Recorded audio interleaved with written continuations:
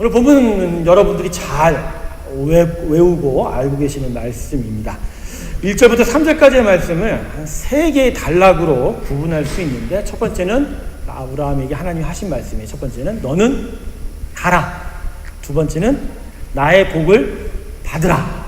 세 번째는 너가 온 땅의 모든 족속을 위한 복의 근원이 되라. 가라, 복 받으라, 복의 근원이 되라. 자, 첫 번째, 하나님께서 아브라함에게 가나안 땅으로 가라고 하신 이유는 무엇일까요? 가라고 하신 이유, 변화입니다. 변화. 에덴 동쪽에서 에덴을 떠난 아담 이후의 후손들이 거기서 살았다고 얘기합니다. 근데 그 동쪽이란 의미가 어떤 방위적인 의미도 있지만 그 히브리어 원어 안에는 대적하여 한다는 의미가 있어요. 그래서 아담 이후로 아담의 후손들은 하나님을 대적하며 살았다는 것이죠. 하나님이 원수가 된 거예요. 하나님이 창조자여 그 사랑하였던 하나님이었는데 타락하여 하나님을 대적하는 삶에서 됐다.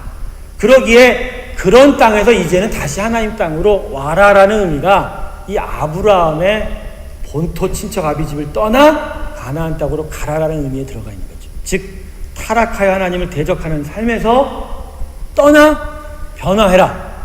하나님과 동행하며 그 하나님의 사랑을 회복하는 삶으로 가라. 그 변화를 얻어라. 이게 바로 하나님이 우리에게 말씀하신 것입니다. 그러므로 여러분 모두에게 있어서 구원은 바로 이런 영적인 의미가 있는 거예요. 구원이 뭐라고요? 그런 의미에서 변화라는 거예요. 체인지. 여러분의 타락한 삶에서, 우리의 타락한 삶에서 이젠 하나님과 동행하는 삶으로 변화되어 가는 것이 바로 가라인 것이죠. 그러므로 여러분, 우리의 인생은 항상 하나님께로 가는 것입니다. 할렐루야. 하나님께로 내 삶이 변화되면서 가는 것이죠. 두 번째, 그러면 하나님께서 아브라함에게 복을 주신 이유는 뭘까요? 이기게 하시는 것이다. 이기게 하시는 것이다. 오늘 2절을 보면 하나님께서 축복하는 말씀이 있어요. 내가 너로 큰 민족을 이루고 내게 복을 주어 내 이름을 창대케 하리니 라고. 하나님과 동행하며 사는 인생은 언제나 이 땅에서는 소수입니다. 그러기에 주님께서 항상 십자가의 길, 하나님께로 가는 길은 좁은 길이라고 말씀하셨어요. 왜 좁은 길일까요? 언제나 그 길로 가는 자들은 소수이기 때문입니다. 그렇기 때문에 하나님과 동행하는 인생이 하나님을 대적하며 사는 인생보다는 작은 수고 소수이다 보니, 그래도 하나님이 이 땅에서 창피당하고 살지 않게 하시려고, 오히려 하나님의 사람들이 이 땅에서 이기는 자가 되게 하시려고 큰 민족을 이루게 하신다는, 큰 민족 모여서 함께 하나님이 이기는 축복을 누리게 한다. 여러분, 이게 교회입니다. 할렐루야. 그래서 우리가 교회로 모이는 거예요. 그래서 우리가 함께하는 거예요. 혼자서는 안 되는 거예요. 함께 고백을 나누고 그 고백을 서로 주고 받고 가르치고 배워가면서 그렇게 하나된 몸으로 이 땅에서 이겨가는 곳, 그게 교회요. 그 교회된 바로 성도, 우리의 삶이다. 이게 이 창세기부터 나타난 것이다. 그래서 이름이 창대케 되리. 그래서 그 존재만으로도 위대한 자, 여긴 자녀의 축복이 숨겨져 있는데, 하나님이 아버지가 됨으로 그의 자녀가 될 때 그 자녀라는 존재만으로도 이기는 자가 되는 축복, 이 놀라운 축복이죠. 이게 바로 하나님이 바로 두 번째 아브라함에게 복을 주신 이유다. 이 두 가지가 지금 사실은 지난 2시간 동안 우리가 배웠던 것이 반복이 된 것입니다. 믿음의 자녀들이 모인 교회를 통한 하나님의 꿈은 창조의 원형으로 변화되어 회복되는 축복, 그리고 다시 이 땅에서 이기는 자로 하나님과 동행하여 사는 그런 자녀의 축복이다. 이 축복이 다시 한번 여러분 가운데 있기를 주님의 이름으로 축원합니다. 믿으십시오. 이미 있습니다. 여러분 존재론적으로 이미 그런 축복 가운데 있는 것이죠. 자, 그러면 오늘 본문에 남겨진 세 번째 축복이 있죠. 아까 가라, 복 받으라 했으니까 마지막이 뭐죠? 복의 근원이 되라라고 했죠. 자, 이 복은 하나님의 자녀의 인생에는 반드시 열려야 되는 열매입니다. 이 복은 하나님의 교회가 반드시 이루어야 할 결론이다라는 것이죠. 즉 이 복의 근원되는 일이 없으면 이건 진짜 하나님의 사랑이 완성되지 않았다라는 거고 구원의 삶이 완성되지 않았다라는 거예요. 결국 하나님이 우리를 택하여 복을 주시고 축복의 자녀로 세우실 때 그분이 계속 끝까지 끌고 가시고 함께 하시는 그 열매와 그 결론이 바로 복의 근원되는 것이다. 실제로는요, 복의 근원으로 계속하여 변해가는 것이 바로 우리의 인생의 결론이자 주제다라는 것입니다. 주님께서 6월절 그리고 그 고난주간 때 예루살렘 성을 왔다 갔다 하시면서 벌어진 저주 사건이 하나 있죠. 그때 무슨 나무를 저주했습니까?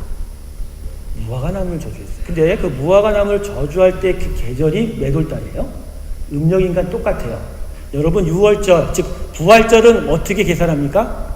부활절 계산하는 거 충분히 지나고 보름달이 찬 다음의 주일이 바로 부활절입니다. 외우시지 마시고 그냥 틈나는 대로 저에게 물어보세요. 그러니까 대충 3월, 4월이죠. 그죠? 여러분 무화과 열매가 3월, 4월에 열려요? 안 열려요? 안 열리죠. 열릴 수가 없죠. 무화과 나무는 지금 열리는 거예요. 지금 열리는 거예요. 지금 보통 이 9월달에. 이 9월달에 각각의 댁마다 무화과 나무들이 있는데 가보면 무화과가 주렁주렁 열려서 그거 따먹어도 아주 맛있는 그런 거죠. 근데 왜 주님께서 3월에 무화과 열매 없다고 저주하셨을까요? 왜 그러셨을까요? 여러분 무화과가 꽃이 있어요, 없어요? 있어요. 안 보여서 그렇죠. 꽃이 안으로 펴요. 꽃봉오리 안으로 펴요. 꽃봉오리 안에 펴서 그 꽃이 다른 건 질 때 꽃잎이 떨어지지만 이건 지면서 거기서 그 자리에서 뭐가 되죠? 과육이 되는 거예요. 그래서 무화과의 절반을 딱 잘라보십시오. 마치 그 안에 꽃들이 죽어있는 것처럼 이렇게 나타나요. 무화과를 그냥 씹어만 드셨죠. 잘라서도 먹긴 하시길 바랍니다. 주님이 저주한 거는 열매 없다는 게 아니고요. 열매를 맺을 준비조차 안 됐다라는 거예요. 즉 꽃이 피어서 그 안으로 이렇게 꽃이 피어서 열매를 맺을 준비가 없는 것에 대한 저주예요. 이 무화과 나무를 인생에 비유하면 하나님이 어떤 기름 물도 주시고 기후도 맞춰주시고 그 모든 것을 해주셨지만 지금 그 복의 근원, 즉 예수님의 그 갈증을 달래줄 만한 그 열매를 맺힐 그 물이 줄 그런 복의 근원 될 준비조차 방향조차 안 잡아놨다라는 거예요. 그냥 아무 이유 없이 무화과를 저주한 게 아니라 바로 예루살렘 성이 유대인들이 그와 같았다라는 거예요. 성전도 지으시고 아버지께서 다윗 왕국 이후로 계속적으로 이스라엘 백성을 축복했음에도 불구하고 하나님께 하나님의 합당한 열매 맺어가는 것조차 마음의 준비 삼지 않았던 것을 그 무화과 나무를 보시면서 갑자기 화가 나셨다. 그래서 저주하신다. 이 저주는 그것이 아니죠. 결국 아버지를 바라보지 못한 자에게는 이러한 멸망이 있을 것이다. 이렇게 시름이 있을 것이다. 라고 말씀하신 거라는 것이죠. 그러면 여러분, 복의 근원된다는 것은 반드시 하나님의 자녀된 인생이 있어야 됩니다.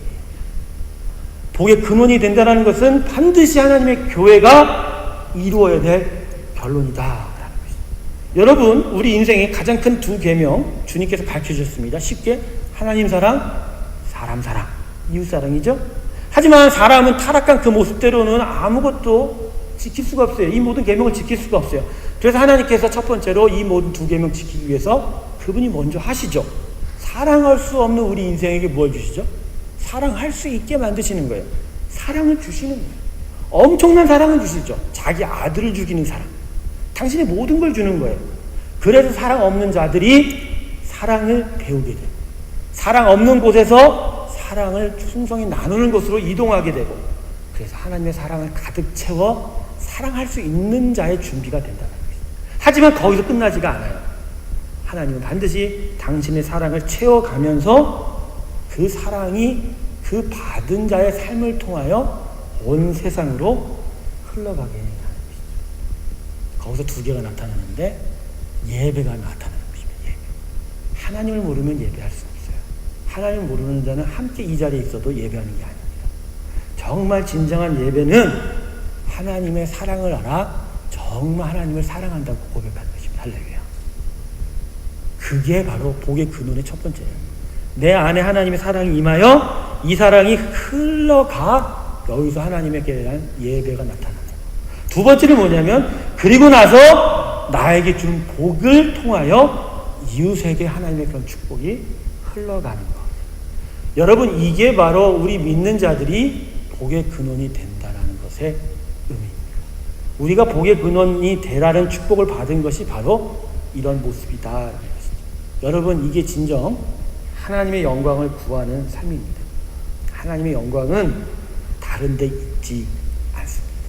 교회 건물이 아주 하늘 높이 솟아오르고 반짝반짝 빛나는 여러 아름다운 것으로 장식해서 하나님의 영광이 되지가 않아요. 저 뒤에 보이는 스테인드 글라스의 그 벽화들이, 그림들이 매우 아름다워요. 저것도 다 이런 의미들이 있는데 저런 것을 통해서 영광 받으시는 하나님은 아니에요. 저거는 우리가 오히려 보면서 하나님의 나라의 의미들이 어떻게 되어질 것을 배우는 도구지 저런 걸 통해서 영광 받지 않습니다. 아버지의 영광은 다른 데 있지 아니하고 우리가 하나님을 사랑하여 예배하고 그리고 그 사랑으로 이웃을 사랑하는 그곳에서 아버지의 영광은 나타나게 됩니다. 할렐루야. 그러게 우리의 이 예배가 정말 이렇게 예배 드린 것 같죠? 그렇지만 여기 안에 가장 있어야 될 알맹이는, 핵심은 아버지를 정말 사랑한다고 고백하는 일이에요. 그리고 그 사랑이 있기 때문에 난 이웃을 정말로 사랑하는 자입니다 라고 고백할 때 그때 이 예배가 하나님 받으시는 예배됩니다. 할렐루야. 일린교회 예배가 이 예배 되는 줄 믿습니다. 맞죠? 이 예배가 바로 우리 교회의 예배다. 그래서 오늘 본문은 우리에게 이런 결론을 깨우쳐 줍니다. 이 땅의 모든 것들에게 하나님의 복을 흘려보내는, 전하고 살도록 해주는 것이 그렇게 택함받은 인생이 바로 우리 인생이다라는 것입니다. 할렐루야. 그러니까 우리 인생의 결론은, 우리 인생의 목적은, 우리 인생의 주제는 이 세상에 하나님의 복을 전하는 것이다.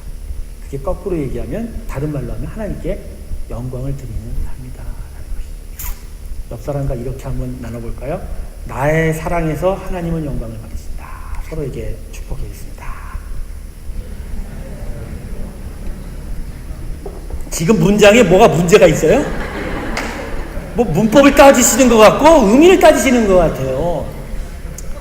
좀 이렇게 좀 바꿀게요. 좀 희미하니까. 내가 당신을 사랑함으로 하나님께서 영광 받으신다. 옆에서 해주세요. 이렇게.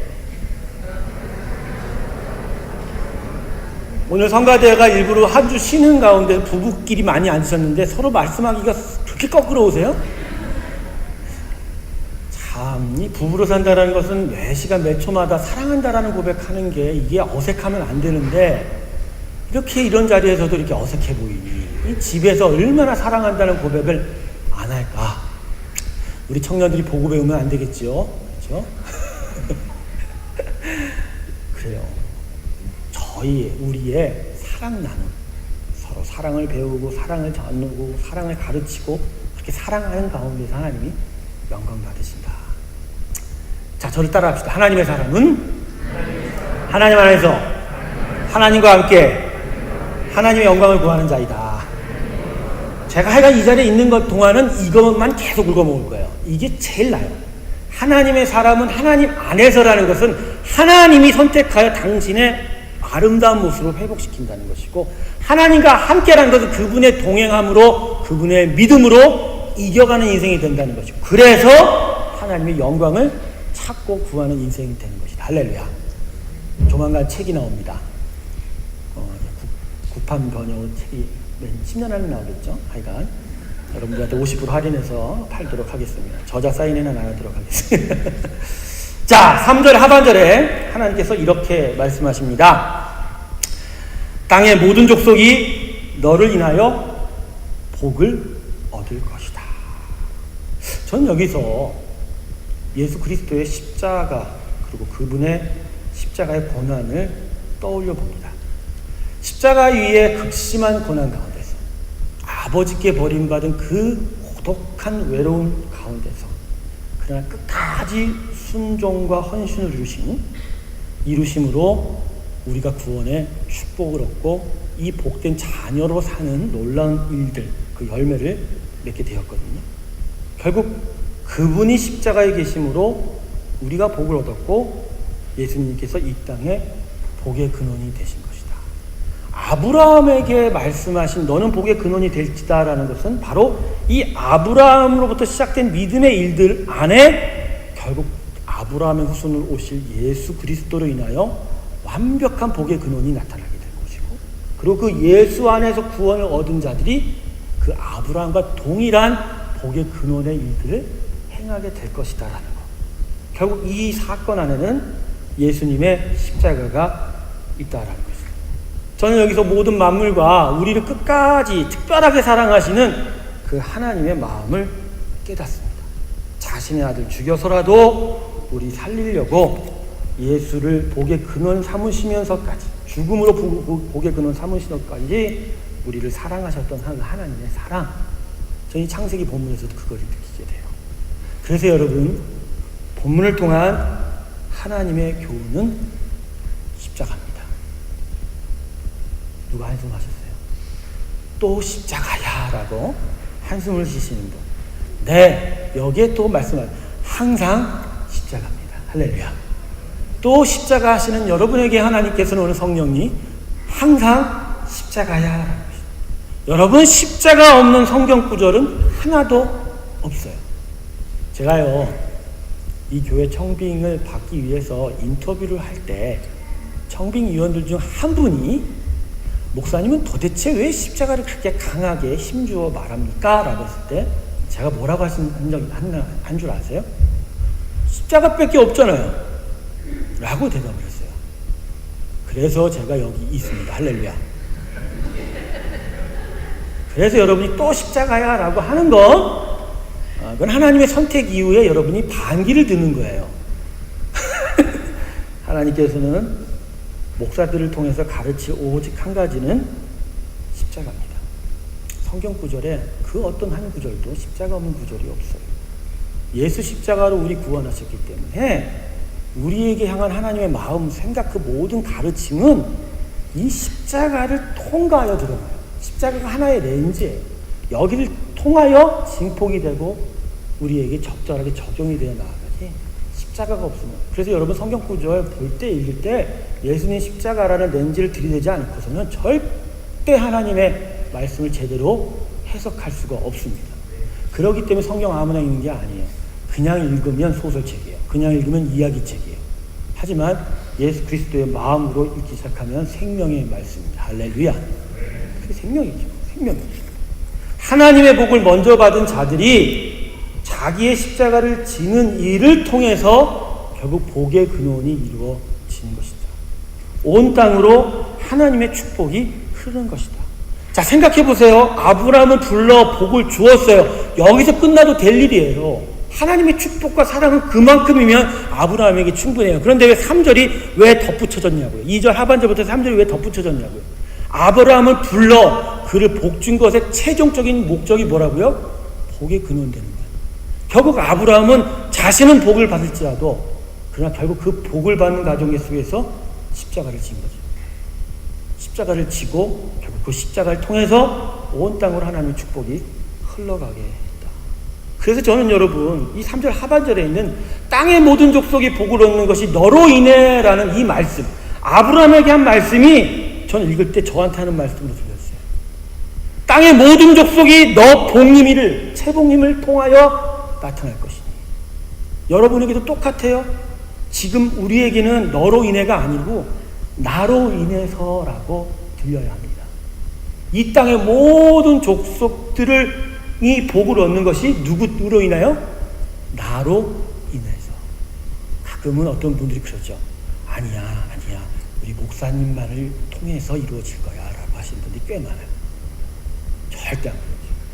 교회 봉사원시는 우리 목사님께서, 그러나 내가 받는 축복은 나만 받겠다라고 하시는 이런 잘못된 생각 가지신 분이 없으시기 축원합니다. 아닙니다. 저도 성도 중에 한 분으로, 한 사람으로 여러분과 함께 이 말씀 앞에서 나로 인해서라고 듣는 거죠. 아브라함이 변화받아 구원 자녀가 되고 그렇게 하나님의 자녀가 되어 하나님을 믿음으로 이 땅을 이기는 자가 되어서 그 축복 가운데서, 그 복의 근원된 가운데서 우리를 향한 예수 구원의 축복이 이루어졌듯이 우리가 이 아브라함과 같이 제대로 구원의 자녀가 되어야 되고 하나님을 제대로 믿어야 되고 그렇게 믿음으로 살아갈 때에 이 세상과 이 땅에 하나님의 축복이 넘친다라는 거죠. 그러니까 교회가 사람들에게 세상에게 신뢰를 받지 못한 거는 창세기 12장 1절부터 3절 사이에서 2절 중간에서 멈춰있기 때문에 그래요. 불러서 왔어요. 가라고 했으니까 갔어요. 거기서 큰 민족을 이루고 창작게 되는 축복을 받았어요. 근데 거기서 멈췄어요. 그 이후에 너는 온 땅의 백성들의 복을 위하여 복의 근원이 될지라는 안 보는 거죠. 하고 싶지도 않은 거죠. 그러니까 욕을 먹는 거예요. 그러니까 하나님의 영광이, 하나님의 놀라운 능력이 이 세상에 나타나지가 못하는 것이죠. 여러분, 지금 이 땅, 이 세상이 날마다 전쟁이 없이는 못 살아가는 이 지옥 같은 삶을 사는 이 땅에, 이 땅이 왜 이렇게 된 것에 대한 이유에 우리 먼저 복을 받은 자도 책임이 있더라고요. 아침인가요? 어제 저녁인가 유튜브를 봤는데 IS라는 그 반군 테러 단체 대원들이 길 가는 트럭에 운전사 3명을 끄집어내놓고 순위파니 시아파니, 그러니까 이제 이게 순위파 사람들 반군인가 하니까 운전사는 살고 싶어서 순위파라고 했겠죠. 그럼 순위파는 시아파와 다르기 때문에 교리가 하루에 몇 번 절을 하니 이 물어보니까 이제 들통이 난 거예요. 그래놓고서 그냥 쏴댔어요. 이걸 보면서 우리는 IS가 정말 저는 못된 놈, 저런 거 응징해야 돼. 여러분 이런 생각하시면 안 됩니다. 그런 생각 이전에 이 세상이 이렇게 되어 있는 이유 중에 결국 그 땅을 향하여 아버지의 복음과 그 사랑의 능력을 제대로 흘러가지 못하게 했던 바로 먼저 믿은 자들의 우리의 잘못된 믿음이 일정 부분 원인이 있다라는 거. 교회사를 여러분이 배우셔야 되겠지만 십자군 전쟁과 같은 진짜 이 정말 말도 안 되는 전쟁, 그리고 그 레반트 지역이라고 그러죠. 그때는 지금의 예루살렘을 비롯한 그 고대 근동 지방을 십자군 제1차 전쟁으로 탈환했을 때 그 탈환하는 과정에서의 무자비한 살상과 탈환한 이후에 개종할 것을 강요하면서 무참히 사륙했던 그 십자군들의 그런 만행들을 생각해보면 결국 그런 것들이 끊임없는 중동 분쟁의 한 요소가 되어 왔습니다. 무시 못해요. 결국 18세기, 19세기에 산업혁명을 통해서 먼저 힘을 가진 제국주의로 선교를 했던 서구 열강들의 그 선교의 발걸음들이 결국 이러한 아픔들을 만들어낸 한 요소이기도 하다. 근데 한국은 정말 축복받았습니다. 미국이, 영국이, 다른 서구 열강이 제국주의로 들어오기 이전에 복음이 이미 들어와 있었다는 할렐루야. 그래서 한국 사람들은 정말 참되게 선교할 사명이 있는 거예요. 언더우드 아펜젤러가 한국 땅의 첫 번째 개신교 목사로서 인천에 상륙을 했죠. 그리고 나서 언더우드가 미국 장로교에 보낸 보고서에 의하면 이렇게 썼습니다. 이 땅은 세례줄 목사를 받아들일 준비가 이미 되어 있는 땅이다 라고 했어요. 황해도 소래 땅에 이미 교회가 있었고 이미 말씀을 읽고 있었고 자기 언어로 된 성경들이 다 있었다는 거예요. 다만 세례를 주고 정말 집중적으로 가르칠 목사가 필요했었던 것 뿐이라고. 그런 땅이 한국 땅이에요. 이 땅에 이 한국민들에게 이 한국민들에게 이런 귀한 복음의 축복을 주신 하나님께 영광의 목소리 드립니다. 할렐루야. 제가 오늘 여러분에게 하고 싶은 것은 먼저 복을 받은 자들이 제대로 하지 못한 부분이 이 땅이 이렇게 혼돈과 죄악 가운데 있는 한 이유가 될 수 있다라. 다는 아니죠. 마리아가 주님께서 십자가 달리시기 전날 어느 집에 앉아 계셨을 때 그분의 발에 비싼 향유를 붓습니다. 근데 가룟 유다가 거기서 뭐라고 얘기하죠? 그거 팔면 많은 사람 도울 수 있을 텐데 라고 소리를 쳤죠. 결국 결론이 어떻게 되죠? 가룟 유다는 예수님 배신해서 멸망의 길로 갔지만 마리아의 일은 십자가가 선포되는 곳에서 항상 같이 선포되는 이야기가 된다고 주님께서 말씀하지 않으셨나요? 그래서 제가 오늘 십자가 사건에 이렇게 마리아의 일을 여러분에게 이야기하는 것입니다. 예수님의 십자가의 길을 위하여 자신의 1년치 봉급, 샐러리, 그와 맞먹는 그런 상당한 재물들을 그 본문에 보면 허비한다고 되어 있어요. 허비하는 그 삶 속에서 온 땅을 향한 예수 그리스도 십자가의 구원의 축복이 시작이 되었다라는 거. 여러분, 우리가 제대로 십자가를 쫓고 십자가에서 하는 예수 그리스도를 닮아가려는 그 삶의 일이 없다면 말로는 세상을 위한다고 하지만 가룟 유다와 다를 것 없는 인생이 될지도 모른다는 거. 더 중요한 건 그래서 이 세상은 여전히 변화가 없는 세상이 될 거라는 거. 왜 믿음을 여러분 한 사람 한 사람에게 주고 1대1로 계시하면 좋으실 거예요. 왜 하나님이 우리를 교회로 모으시고 이 교회를 통해서 하나님의 놀라운 영광을 받으시냐. 아까도 그랬어요. 이기는 자가 되게 하겠다고. 서로 믿음이 약한데. 근데 그 이기는 일을 통해서 결국 해야 되는 것은 온 땅에 복을 흘러보내는 일이더라. 하나님은 지금 우리의 구원과 우리가 지금 복받고 있음을 통하여 그 가운데서 온 세상의 온 만민들에게 구원을 주실 것을, 그들을 축복하실 것을 바라보고 계십니다. 하나님은 지금 우리 한 사람 한 사람을 아주 중요하게 보고 계시지만 더해서 나만 보고 계시는 게 아니라 내 삶이라는 창을 통하여 누구를 본다고요? 온 세상을 바라보고 아직도 불쌍하고 어렵고 구원받지 못한 그 비참한 인생들을 바라보고 계신다는 것입니다. 할렐루야. 우리라는 인생이 바로 하나님이 온 세상을 보시는, 온 세상을 보는 꿈의 비전의 윈도우고요. 창문이라는 것이죠. 우리가 그래서 복의 통로가 되는 것입니다. 사랑하는 성도 여러분, 하나님의 꿈의 창문들 되신 것을 마음속에 기억하시기를 주님으로 축원합니다. 우리가 착각하는 게 있는 게 뭐냐면 우리 인생이 저수지로 알고 있어요. 아니에요, 여러분. 곰곰이 생각해보니까 우리 인생은 파이프예요. 저수지로 알면 항상 거기에 채워져 있어야 된다는 것이 제일이죠. 그렇지만 파이프는 채워져 있는 것이 제일이 아닙니다. 파이프에 암만 물이 계속 채워져 있어도 흘러야 더 많은 것을 파이프가 더 받는 거 아닌가요? 그러니까 파이프는 채워져 있는 게 중요한 게 아니라 뭐죠? 계속해서 끊임없이 나가고 들어오고 하는 흐르는 것이 중요한 거죠. 맞죠? 이제 인생의 각도를 바꿔요. 이미지를 바꿔요. 여러분의 인생은 저수지가 아니에요. 뭐라고요? 흐르는 파이프예요. 할렐루야. 파이프라고. 근데 여전히 지금 저수지라고 생각하시는 분들 꽤 많아요. 채워야 제일이라고.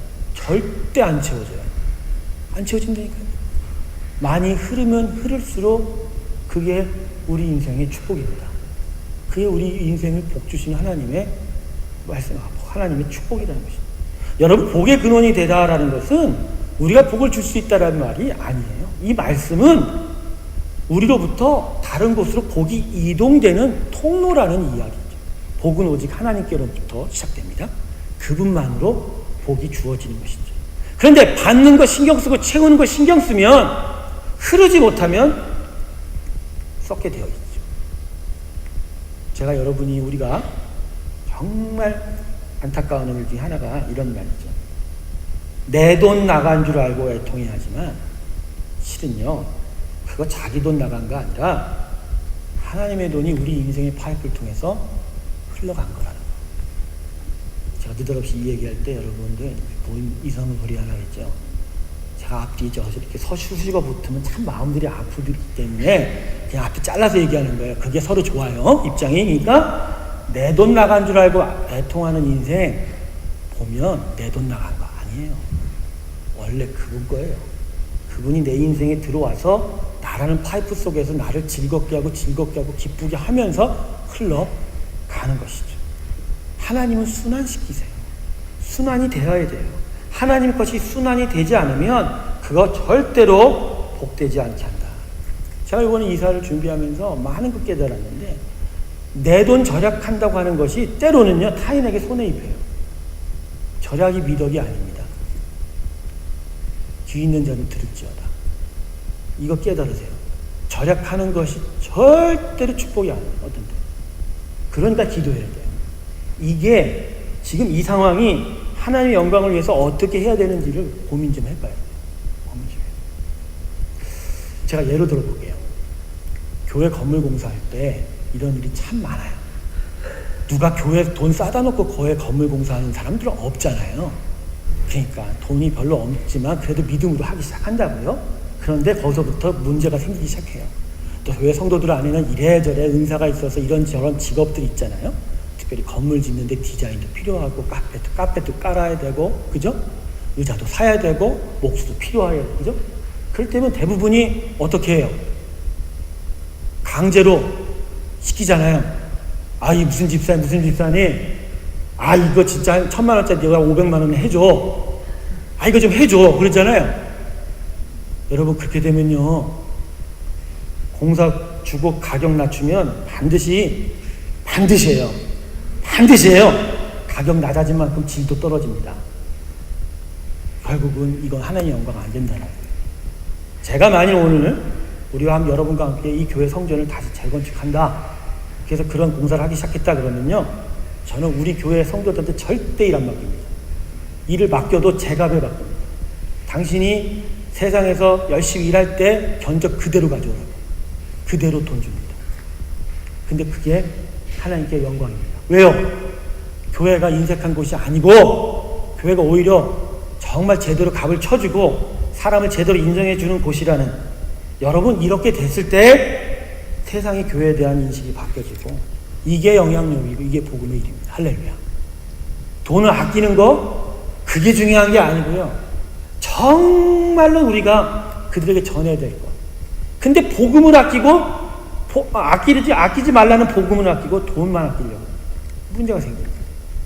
여러분 깨달으십시오. 물질을 받고 상황이 내가 있는 물질과 상황이 축복이 아니라 그걸 기쁨으로 만드시는 하나님이 축복입니다. 할렐루야. 이게 무슨 말인지 아세요?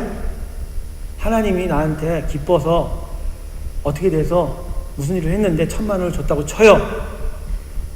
그 1,000파운드가 그 자체로 축복이 아니라 그 1,000파운드를 통해서 내가 어떻게 하나님께 영광을 드리고 감사를 하고, 그리고 그걸 통해서 어떠한 일을 하는 그런 과정 속에서 하나님이 나를 만지시는 게 축복이다 이거지, 그 자체가 축복이 아닌 거예요.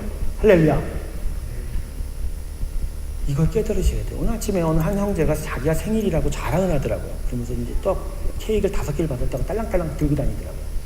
제가 어떻게 할게요? 일로 와. 꺼내. 목사님한테 하나 줘. 그래서 하나 먹었어요. 커피하고. 맛있더라고요. 그게 하나님께 영광입니다. 할렐루야. 자기 혼자 태어났어? 아니죠. 그걸 가지고 짤랑짤랑이 아니라 자기를 위해서 고생하신 부모님께 가서 또 나눠드리는 마음, 그리고 정말 자기를 위해서 기도해줬던 분들에게 감사하는 그런 마음들, 그것들이 바로 하나님의 축복이지 5개 받은 케이크 하나님의 축복이 아니죠. 여러분은 또 기억하겠네요. 우리 최 목사님은 항상 뺏어먹는 사람이라고. 절대 그런 거 없어요. 나는 그런 거 절대 안 해요. 저는 교육적으로 하는 거예요. 교육적으로. 그래서 앞으로도 계속 교육적으로 이렇게 할 거예요. 그래서 항상 여러분에게 전화를 걸어서 항상 뭐 좀 하라고 이야기를 할 겁니다. 복의 근원이 되라는 말씀, 결국 복의 통로다라는 거 다시 한번 기억하시며 사시기를 주님으로 축원합니다. 아브라함이 큰 민족의 근원 될 사람입니까? 아브라함이나 그의 아내 사라나 애는 알 수 없는 무능력자였습니다. 근데 하나님이 그들에게 이삭을 주고, 이삭이 야곱을 낳고, 야곱이 12아들을 낳고, 거기서 이스라엘이 나타나고, 그 이스라엘에서 영적 이스라엘 교회가 나타나고 우리가 나타났잖아요. 결국 할 수 없었던 인생에게 하게 하시는 축복을 주고, 결국 그걸 통해서 온전한 하나님의 영광의 복의 근원되는 일을 맡겼다라는 거. 결국 우리가 선할 수 있나요?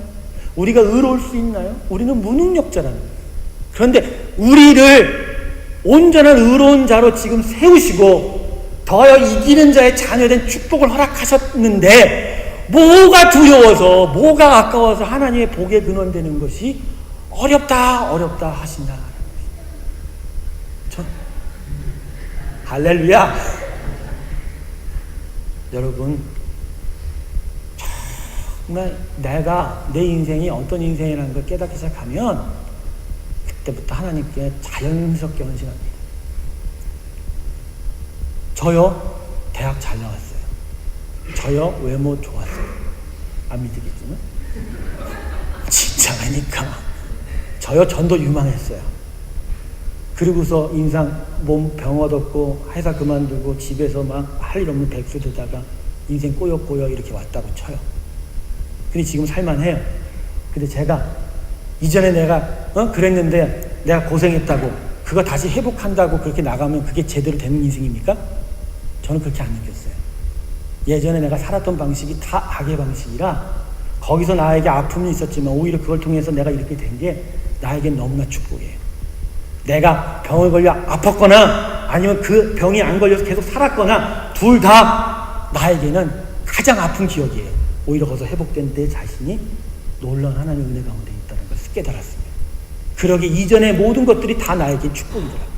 나를 그래도 거기까지 사랑하시고 그래도 거기까지 세우시고 거기까지 그렇게 축복하셨다는 그 하나님의 은혜를 생각할 때마다 내가 어떻게 여러분 교만해요. 나 정도면 이 정도, 내가 이 정도면 뭘 하지, 이런 말이 나올 수가 없더라고요.